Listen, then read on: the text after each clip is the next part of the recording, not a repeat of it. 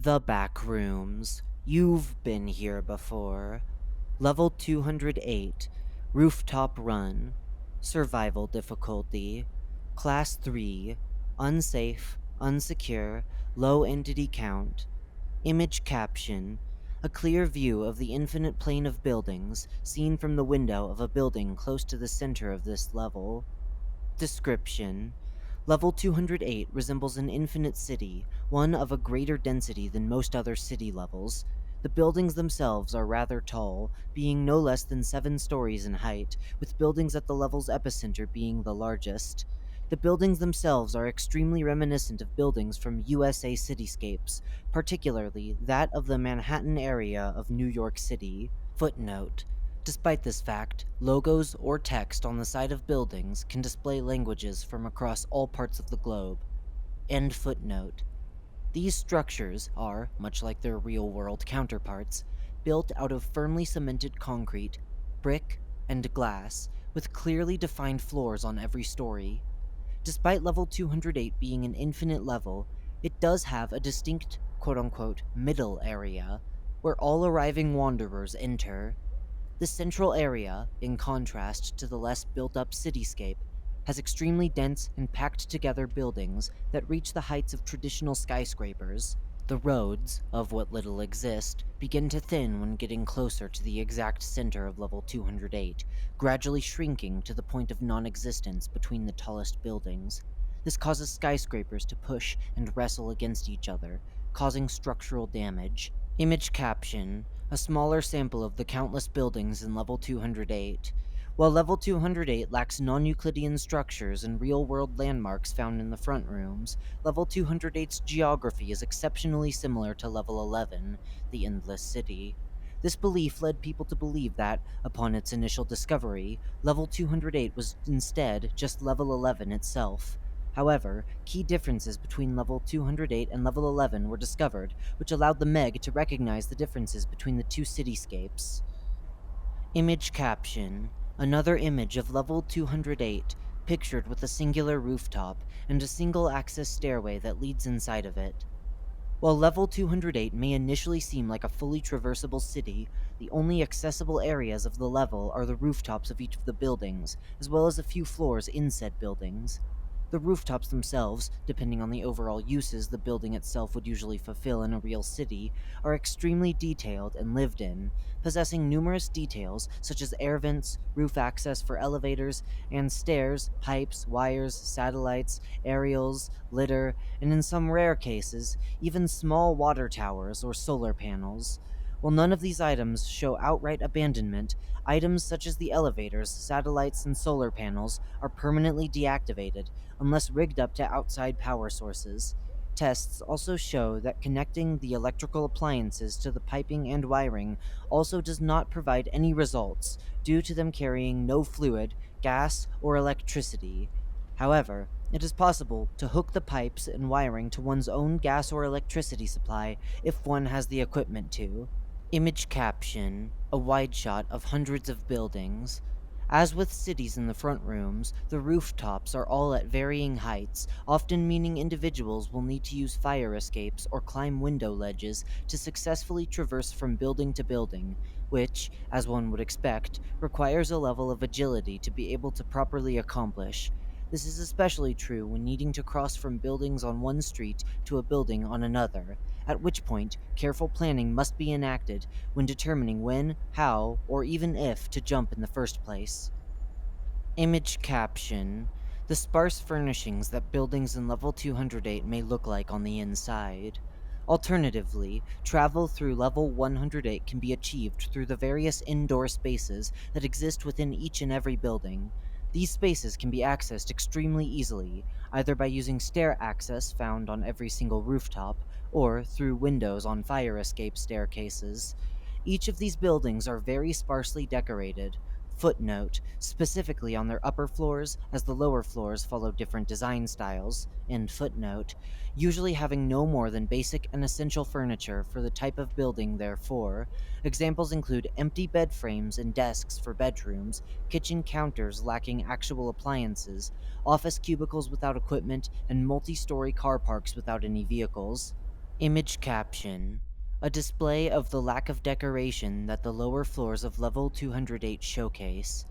The further within a building an individual goes down, the more sparse the furnishings become. Progressively, the essential furniture will begin to decrease, starting with the largest objects and gradually diminishing until no form of furniture remains. This transition, depending on the height of the building, will usually happen across 3 to 5 stories before all subsequent floors will become completely empty and devoid of furniture. The remaining few floors are completely empty. Footnote: for the shortest of buildings, the minimum is 7.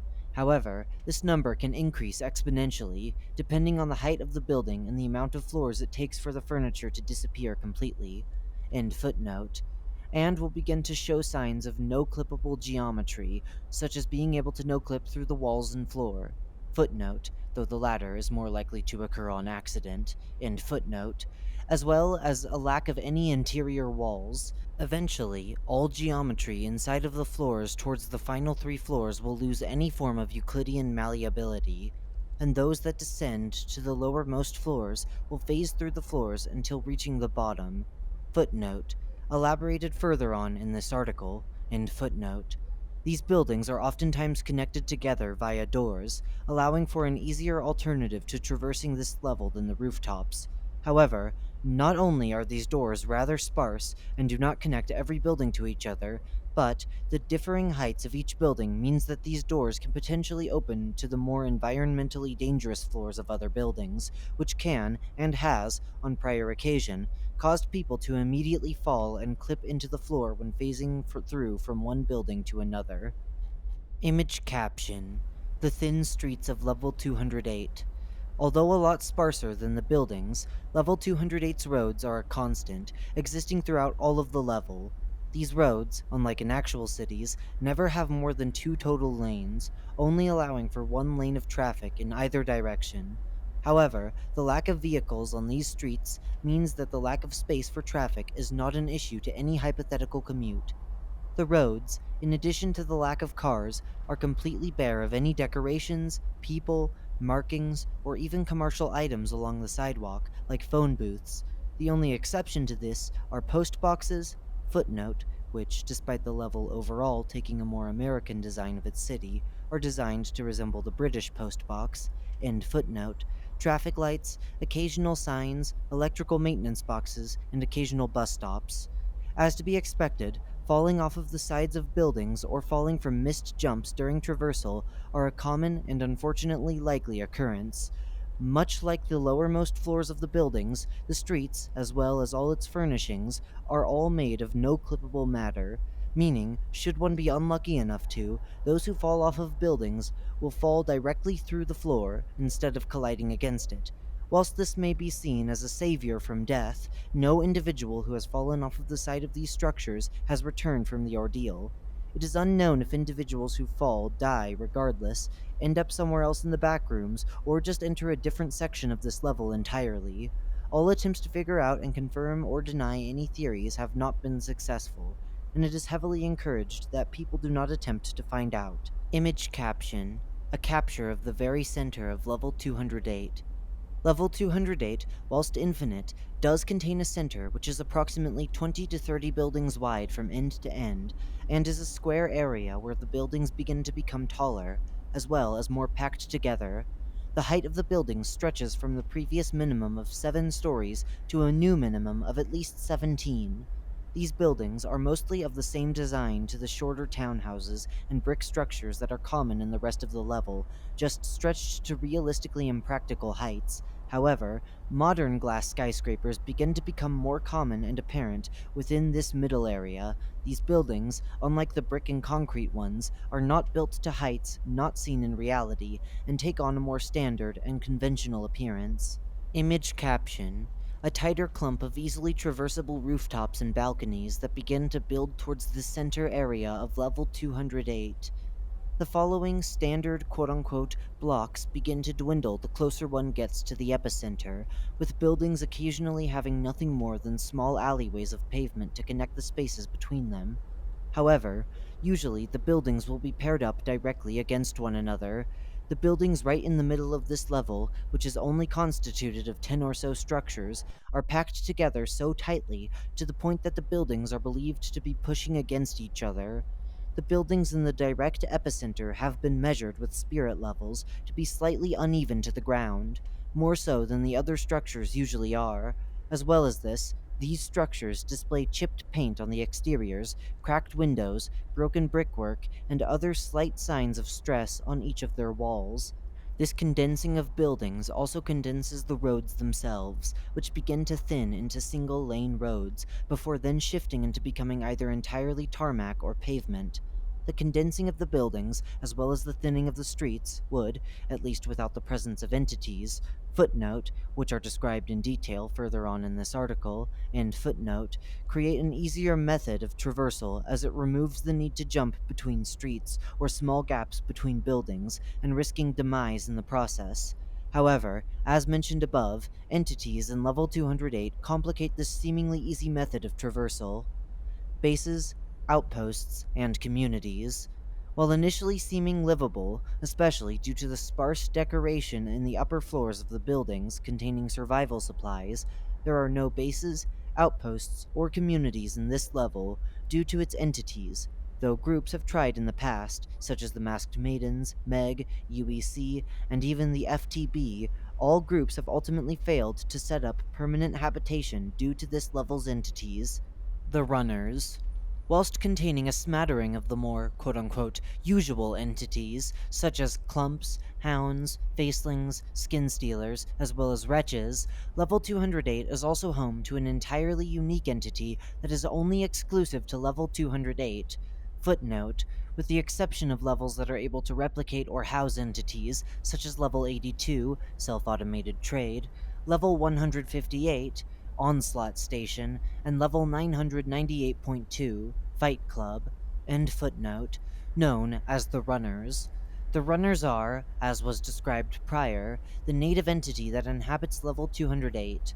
These entities are humanoid in appearance, and have a simplistic and genderless body frame entirely coated in a matte black. These creatures, by and large, are similar to that of a basic human silhouette, lacking any form of identifiable clothing, hair, or even differing facial features when their figures are viewed from the side. The quote unquote skin of these entities, or at least what can be considered as skin, is incredibly dense and oily. Its texture, despite its thickness, is extremely watery, and is easy to leave grease-like residues on any walls, floors, or general surfaces and items that the runners have interacted with. This makes the entities relatively easy to track, or, in a more likely scenario, lets wanderers know which routes to avoid if the oil looks fresh. In said quote-unquote fresh states, the oily substance is slippery and thin, which is the natural state it is in when attached to the runners. It is unknown if this oily substance is the sole material that makes up their entire form, or if it is instead just the surface layer of a deeper biology. As this substance is so often left around on this level, samples of it have been taken by the Meg, footnote, as well as other groups, though the ones that haven't disclosed such information at this time, end footnote. Though a complete lack of any analysis tools and equipment denies any form of identification on what the substance is. From the few examinations that have been done, however, the substance is of an organic and cellular nature, and is theorized to not possess any cell division abilities due to the decaying that the compound displays, which transpires over the course of approximately 4 days before evaporating into air. Due to this oily surface, however, runners are incredibly well adapted to traversal of level 208. Their slick bodies allow them to easily weave between, as well as push aside, any objects on the rooftops, slide down the sides of buildings, and overall increase their maneuverability in jumps, slides, rolls, and other advanced methods of quick travel from rooftop to rooftop. Runners will use the above-mentioned methods to either give chase to or even ambush wanderers in groups of around 5 to 6, and, due to their knowledge of parkour-based travel and quick agility, are almost guaranteed to catch up to any wanderer they spot. When a group of runners do eventually catch up to an individual, they are swift to execute, usually being able to eliminate wanderers by tripping them, punching them, or using the sides of their bodies to push their prey into solid objects.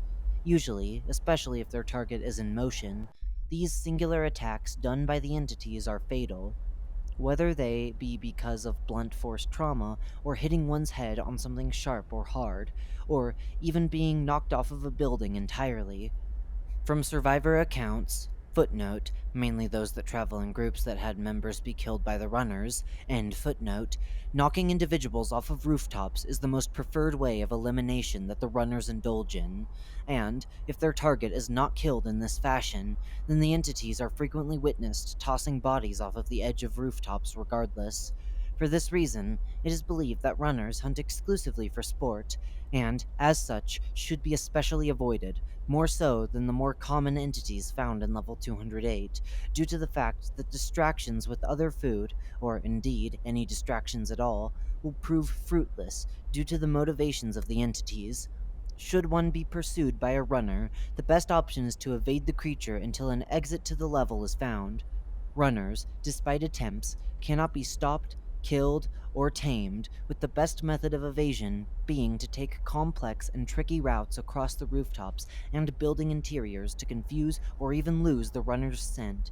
For this reason, and practically this reason alone, level 208 is not safe for permanent habitation, and is an incredibly risky level to perform resource scavenges upon, despite attempts in the past from groups that are not of the Meg. Entrances and exits. Level 208 is accessible from a small plethora of levels, with each exit being relatively numerous in every level listed below. Show Level 208's entrances. The Crypt Reality.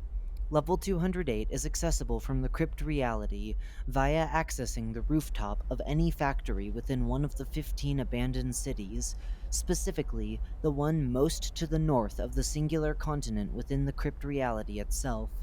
Finding the specific town, at least between 2016 and 2021, was an exceptionally difficult task.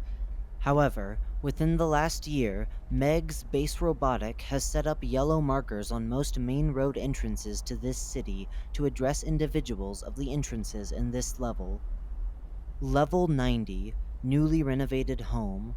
As can be seen inside Level 90's image, attempting to climb the fence south of the front entrance to the main house will, without fail, lead into an empty apartment room. Level 94, Motion. Though bearing the exact geometry of the usual buildings one can expect in the above level, a small collection of homes within Level 94's town possess no clippable buildings made of modern concrete, which are discoverable in the outskirts of the town itself. No clipping through these buildings brings those who do so into Level 208. Level 125, Legacy Lane.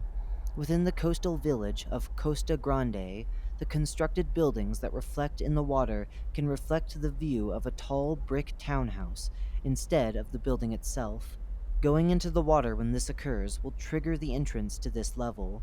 Footnote: when transportation to level 208 does occur, individuals will no longer be wet from entering level 125's water. End footnote. Level 143, The Hollowed Castle. Found exclusively dotted around the main halls and tucked behind a shelf within the brewery, modern metal doors found within the castle will lead to Level 208's rooftop access doors. Level 153, Brock's Bookshop. Similar to Level 153's exit to Level 520, no data available at the moment, that being no clippable through a window that faces a doll shop, no clipping through the windows on the tallest building in Level 153's street will lead to Level 208.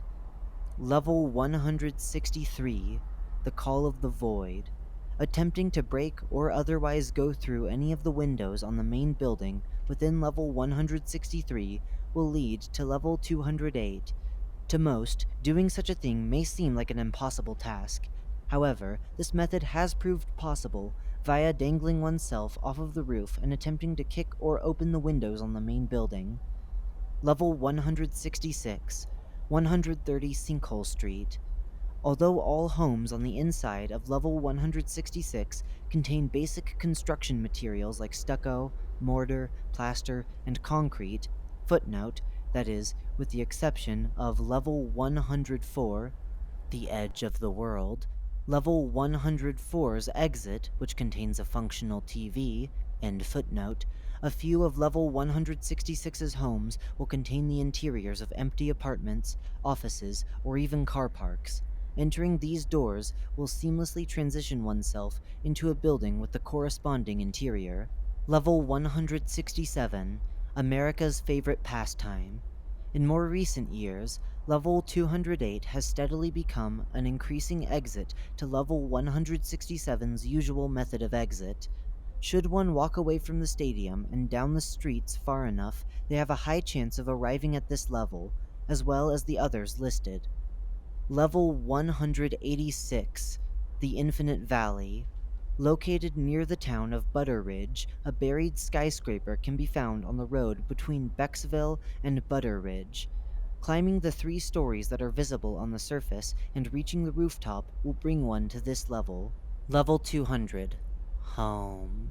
Occasionally, the various buildings on the lead up to the house can bring oneself to level 208 when entered.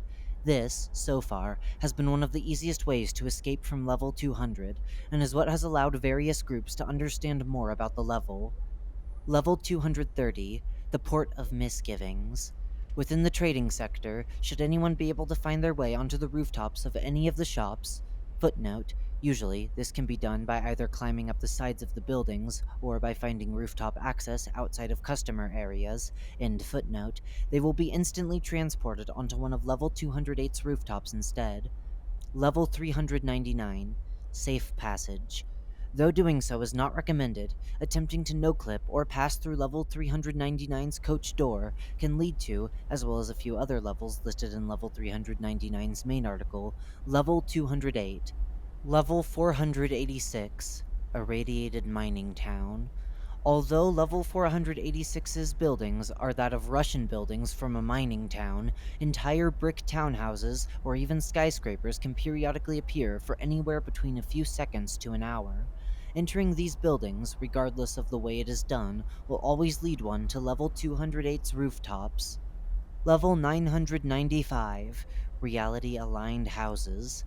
As is described in level 995's article, certain homes that do not match the usual square wooden cottage design of all the other homes can inflict environmental and spatial distortions, creating misplaced buildings and odd facades of structures.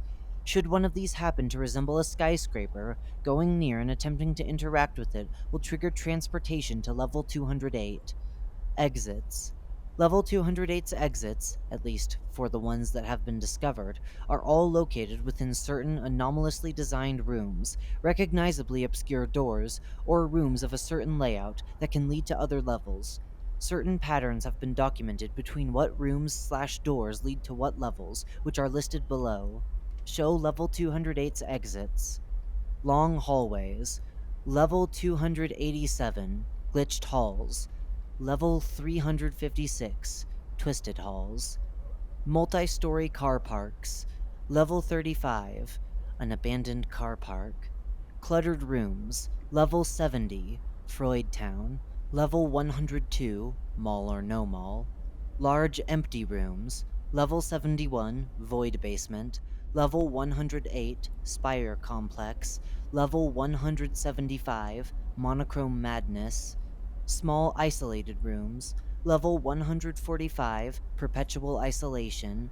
Level 912, The Underlying Rot. Rooms under renovation. Level 155, The Sparkling Maze. Level 409, The Paper Rooms. Flooded rooms. Level 233, Lukewarm Hotel. Level 37, Sublimity. Overgrown rooms. Level 369, Comely. Level 374, The Overgrowth. Elevator doors. Level 225, Dazzling Purity. Level 365, Your Worst Enemy. Wooden doors. Level 432, The Looping Basement. Level 853, Winding Doldrums.